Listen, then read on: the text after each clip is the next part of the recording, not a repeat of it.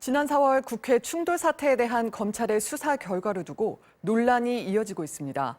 민주당 의원들은 조사를 받겠다는 뜻을 밝혔는데도 무시됐고 혐의도 몰랐다고 주장했습니다. 홍익표 기자입니다.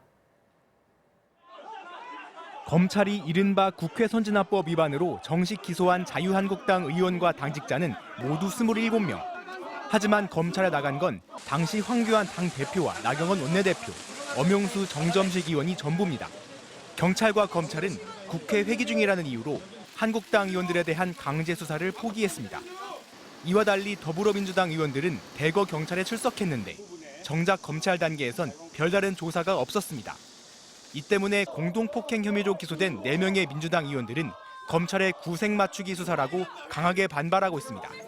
특히 자유한국당 김승희 의원을 다치게 한 혐의로 기소된 김병욱 의원은 검찰이 수사 결과를 발표하기 불과 사흘 전인 지난달 30일 갑자기 출석 통보를 했다고 밝혔습니다. 그리고 출석 일정을 조율하던 중 재판에 넘긴다는 수사 결과를 발표해 황당하다는 반응입니다.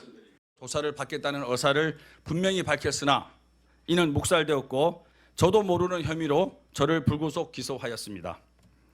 최소한의 확인이나 조율이 없었습니다.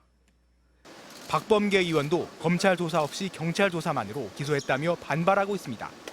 출석 의사가 있음에도 불구하고 해명이나 반론의 기회도 없이 일방적으로 재판에 넘겼다는 겁니다. 서울 남부지검은 범행에 가담한 정도와 횟수, 수사팀의 내부 기준을 근거로 기소 대상을 결정했다고 밝혔지만 기소 여부를 결정할 구체적 불법 행위의 기준이 뭔지 알 수 없는 데다 최소한의 보완 조사도 실시하지 않았습니다. 이와 관련해 서울 남부지검 공보관은 경찰 조사가 이미 진행됐고 방송 자료 등 물증이 명백해 반복 조사가 필요하다고 판단하지 않았다고 해명했습니다. 서울 남부지방법원은 이번 여야 의원들 사건을 신속하게 배당하고 사안의 중대성을 고려해 합의부에서 심리를 진행하기로 했습니다. MBC 뉴스 홍익표입니다.